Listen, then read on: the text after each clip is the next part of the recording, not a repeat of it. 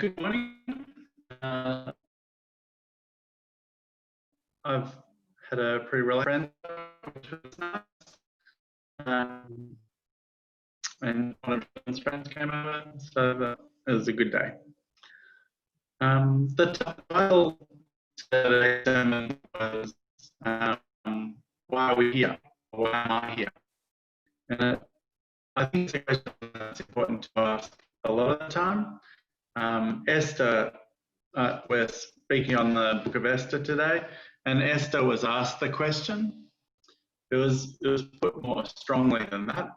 It was suggested that this is why you're here. This is the very moment you were created for. Go and do this task. And it'd be amazing if we were given that instruction so clearly from someone. And people throughout history have been said that about them. So Paul, I think God grabbed him and said, "You're my messenger to the Gentiles. That's your mission." Jesus had the mission of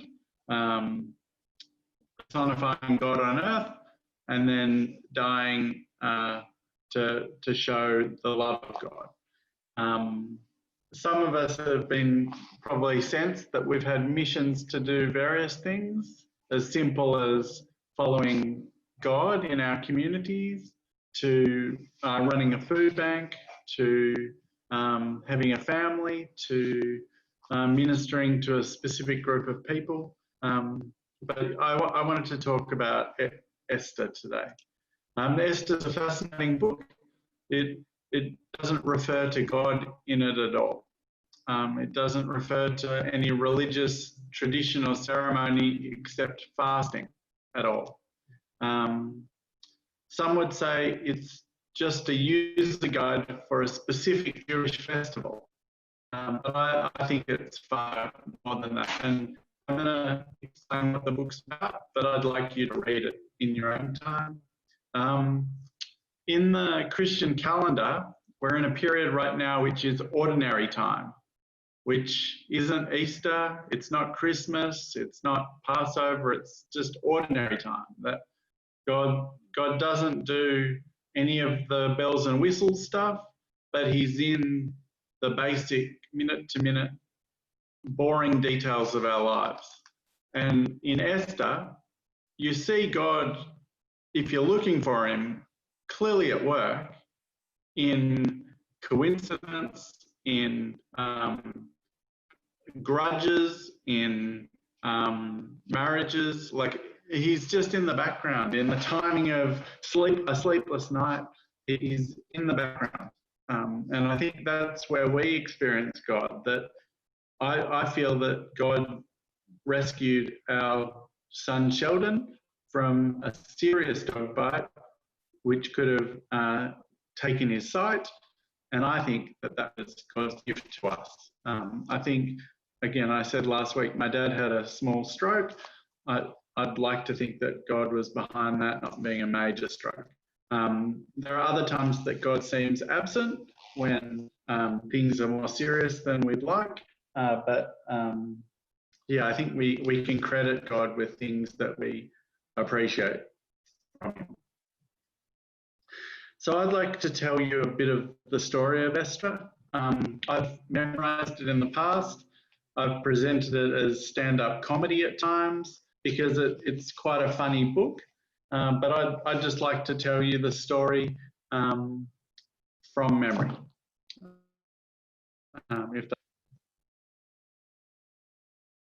There was a king. There's four main characters in the book. There's a king called Xerxes.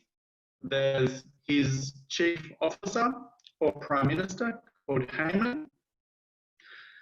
There's a young princess named Esther and her uncle called Mordecai, who is the Jewish leader. Those are the four main heroes of the story, or villains of the story, depending on who we're talking about. The story starts with King Xerxes having a significant party. Some would call it a drunken revelry. And after several days of heavy drinking, he asked his queen to come and dance in front of all his friends. And she, like every wise woman in the world, said no. She refused to do this. And it's very smart that she did. But as a result of that, she was divorced instantly. She was dismissed from being a queen, and the king had no queen. He, after several months, got quite lonely and desired companionship or another queen. And so he had a competition, and he recruited lots of, it's almost like he recruited lots of women. He spent 6 months putting makeup on them, 6 months training them in being beautiful in other ways, and then they got to spend some time with him, and he decided who he'd like to keep.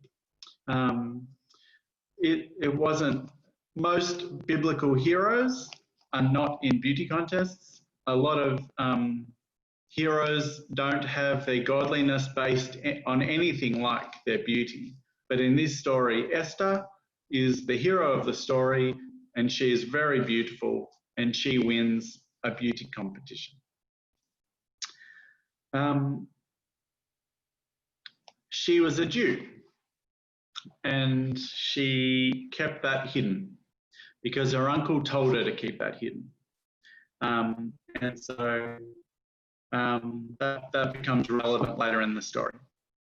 So Haman is the Prime Minister, and every day Haman walks down the street and everyone bows down to Haman because he's the Prime Minister and he deserves, I guess, their allegiance.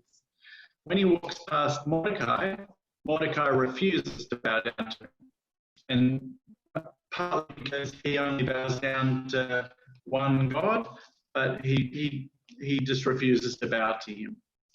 And so Haman goes to the king Xerxes and says, I will pay you $10,000 if I can kill every Jewish person in our kingdom.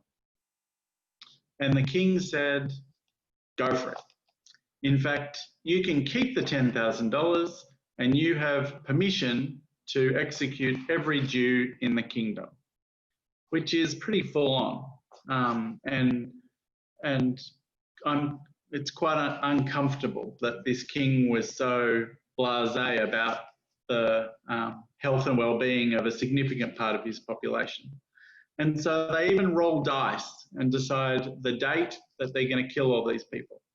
And they send letters to all the Jews and say, for instance, on November 12th, your life is going to end because we're going to come and kill you all. So you can imagine, as you're receiving all this, terror fills every heart, every Jewish heart. They're terrified that they're going to be destroyed, annihilated. And so Esther is a Jewish queen that nobody knows is Jewish, and she's the favourite of the king. And so Mordecai sends news to Esther and says, we need to talk. And so she couldn't talk to him face to face, but she would send messages to him and he would send messages to her. And he said, you need to do something. You're the only one who has access to the king. So you need to tell him, firstly, that you're a Jew and that he's not allowed to execute all the Jewish people in the world or in his kingdom. And Esther responded, I would be taking a great risk doing that. I would, there's a law that says if I approach the king and he doesn't want to talk to me, then I can be killed. And Mordecai just said, look, if you don't do this, then we'll be rescued some other way. But what if the whole reason you were made beautiful, what if the whole reason that you became the queen was for this moment, for this decision? Because I think that's the case. I think you were put here to rescue your whole nation, all the Jewish people from being executed. So go do it. And Esther took a couple of minutes to think, and she said, okay, I'll do that, but I want you guys, all the Jews in the kingdom, I want you to fast. And me and my servant girls will fast, and then I'm going to go into the throne room, even though it's illegal, it's against the law, I'm going to do it, and if I die, I die. And that's the passage, this is the passage that I paraphrased that's at the heart of this sermon, that Esther was challenged that is your life, is the purpose of your life this moment and this task and this rescue mission for the people of Israel? So Esther does it. She goes into the king and says, well, he says, what do you want? And she says, can I please make dinner for you? And so he says, sure. And she says, I'd like you to bring Haman as well. And so the next night, so Esther is fasting and she's cooking this feast for the king and his second in charge. So it comes time for the feast. And Haman's quite proud that he's going to this feast. He's feeling quite full of himself. And so they go to the feast. The king says, I'm going to give you half the kingdom. What do you want from me? He probably said, I love you. I'm willing to do anything you want up to half the kingdom. What do you want? And Esther said, I want to have another dinner party with you tomorrow night. I want you and Haman to come to dinner tomorrow night. And so the king said, I agree, that's fine. Now, this is where timing comes in and God comes in. So the king couldn't sleep that night. And so he started reading some of his records. And so he read in a record that Mordecai had saved his life, that there was a plot on his life a couple of years earlier, and Mordecai had told someone and saved the king's life. And so the king just asked around his subjects, did we ever reward this man? And they said no. And so the king asked Haman, how do you think we should reward a man, a great man? And Haman thought he was talking about himself because he was full of pride and being second in charge, he had a big ego. And so he started telling all these amazing ideas like, well, you should put a ring on him and a robe and put him on a donkey and walk him through town and tell everyone how amazing he is. And so the king said to Haman, I would like you to do that to Mordecai. Okay?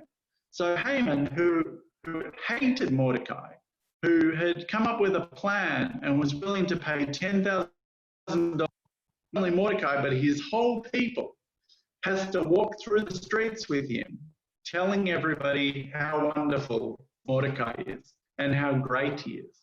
And so this is where the book gets funny. It becomes almost comedy, that Haman's coming unstuck, all the anger, and in the background, Haman's built a gallows that's 60 feet high so that he can hang Mordecai on it.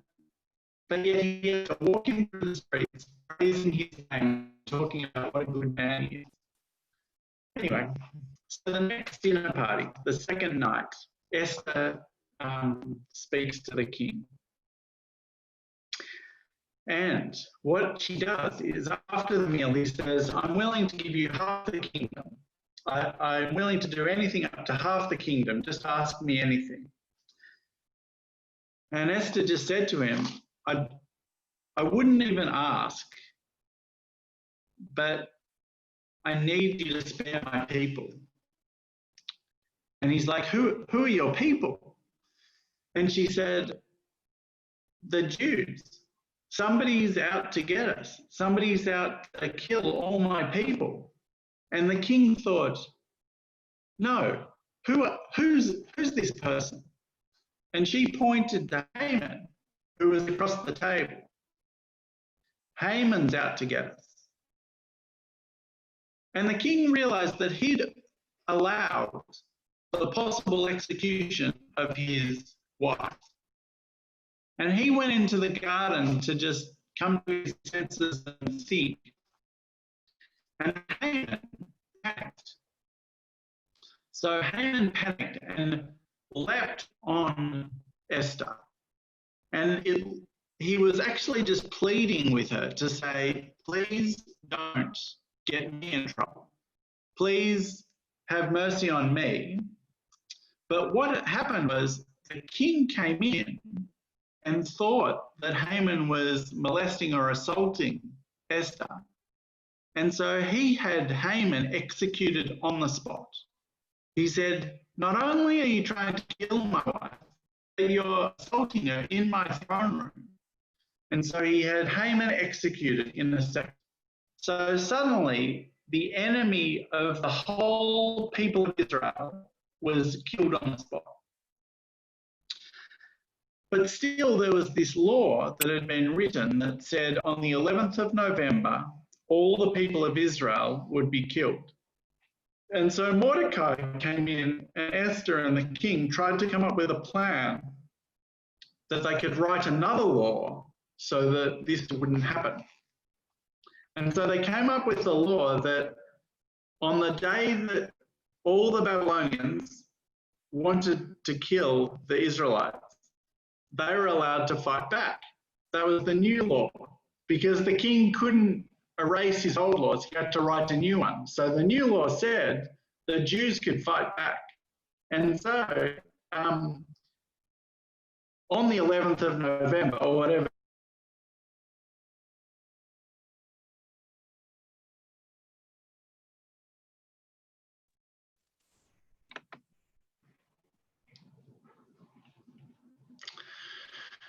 we had a bit of a glitch there.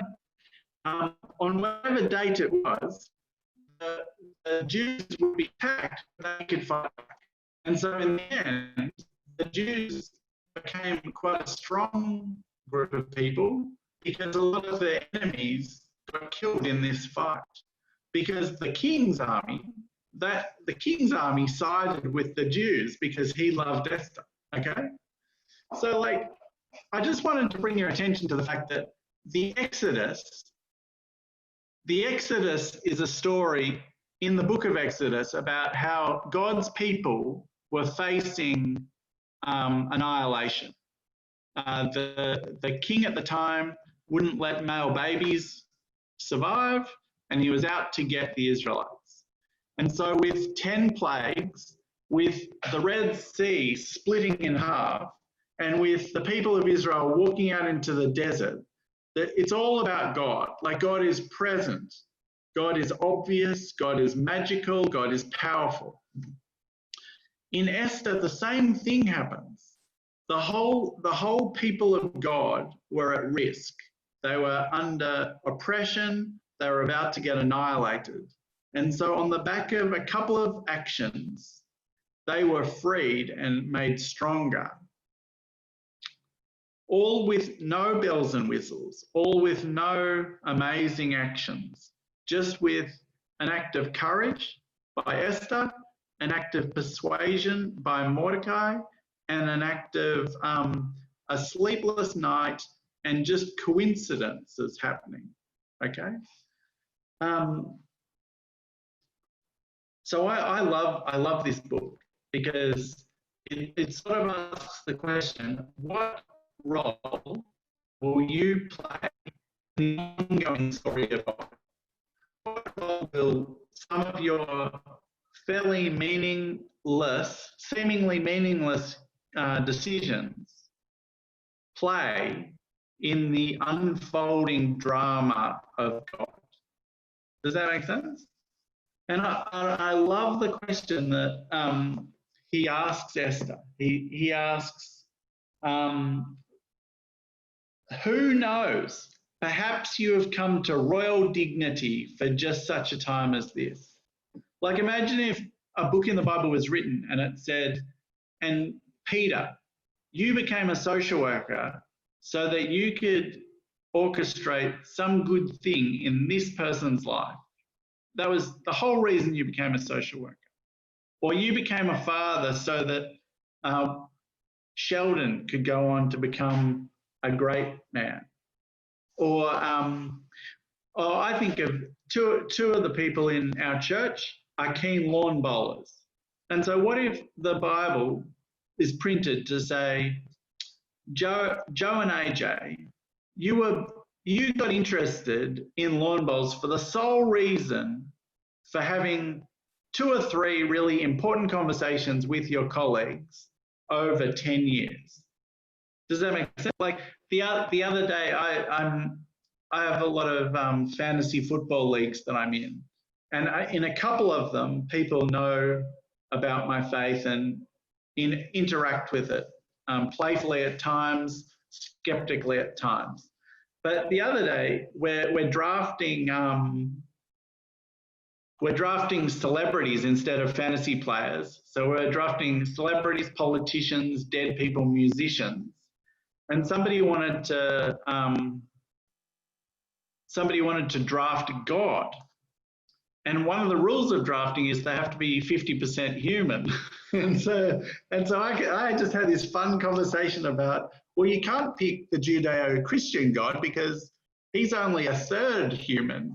And so it was really fun.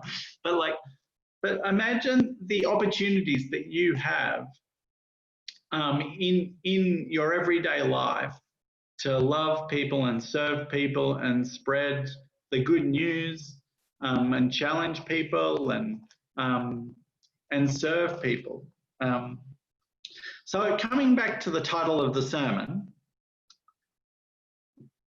my dad used to say, "Oh, I said all that to say this." So after 25 minutes of rambling, he would just say, "I said all that to say this," and then he'd get to the point. So what are we here for? And so there's some things that you're definitely here for. So some of the general commands of God are part of your identity because you've signed up to be a Christian. So you've signed up to follow Jesus and personify Jesus in everyday life in the 21st century. You've signed up to be a servant, that Abraham and then the apostles were asked to serve the people around them to prove that God is not an overlord, but a servant and a friend. So you've got some general things that are part of your identity. But what else are you here for? You're here for specific things about you. Like your identity has already been partially formed, and that doesn't need to be ditched just because you're a Christian. So those are some of you who are really passionate about reading, can provide wisdom to those of us who don't have the time. And you can engage with other people who read. Those of you who are gardeners can talk to your neighbours, can get to know the gardening shop people, can just enjoy nature and connect with God as you're gardening. It's similar to what sort of job is ideal for you. Sometimes I tell people, like young people that are looking to work, there's 3 things that you consider when looking for a job. What am I good at? What do I enjoy? And what pays the bills? And if you get 2 out of 3, you're doing all right. But like, what are you here for? Well, again, I would ask the question, what are you good at? What are your skills? What are the things that make you get up in the morning? And do that. That's why you're here. It's not, there's no magic around answering the question of why we're here. Opportunities. Esther had an opportunity. You may not get the opportunity to win a beauty contest, to become queen of a nation, and then save your whole people from genocide by cooking 2 meals for the king. Like that's not an opportunity you may ever have. But you may have an opportunity to listen to somebody who's had an awful week and help them through it. Or you might have the opportunity to give somebody a ride somewhere, or cook somebody a meal, or tell somebody about New Start, or tell somebody about Jesus. So you have opportunities. Also, while you're here, you can also listen to other people. I studied the Bible in New Zealand pretty much for the only reason I did it was because two guys I trusted said, do you have any plans after 12th grade? Do you want to go and study the Bible? That was it. Like, that was pretty much all the reasoning I had to go to New Zealand to study the Bible. And I loved it. And it's been part of who I am, my identity, part of my career. I think I still use the knowledge of God as a social worker, but I had a career as a minister for a while. But in Esther's life, Mordecai pretty much told her what to do. He said, you're going to save your people, you go and talk to the king. And she tried to say no, but in the end she said yes. And so think of all the advice you've been given, and think of all the preachers who've told you what to do, and think of all the times you haven't done it. So to ask the question, why am I here? You may have been told why you're here, or you may have been given many options of why you're here. And the key is to do it. And I think there's some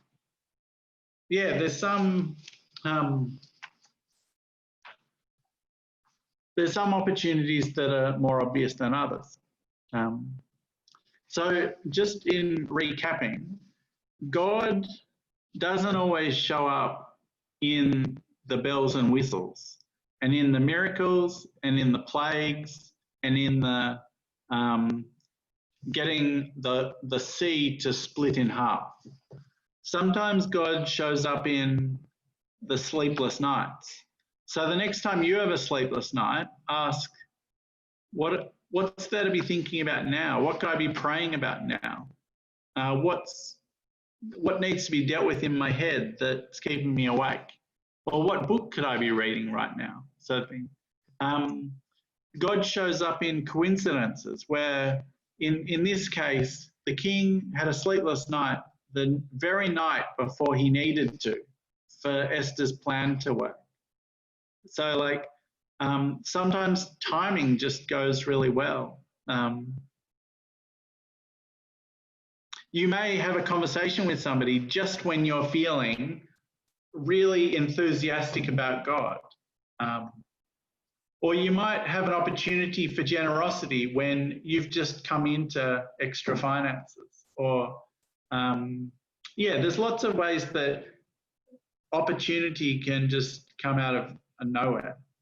You can also have opportunity or find your identity by the advice of others. And as a church, we should be encouraging people to do what we notice that they're good at, or to take chances, or to look for opportunities to try new things.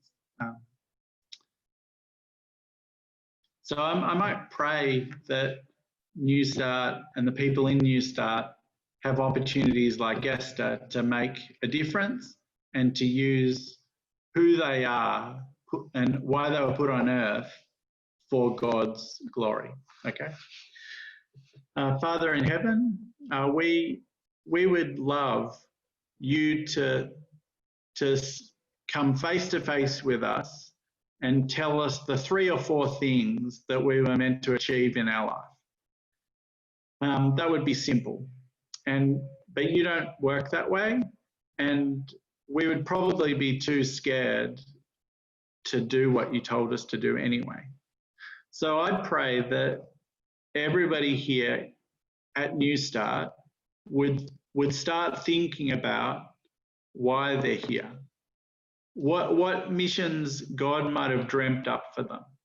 What sort of people has God put in our paths at the bowls club, at our work, in our neighbourhoods, at Coles, in my communities, places all over the world, online.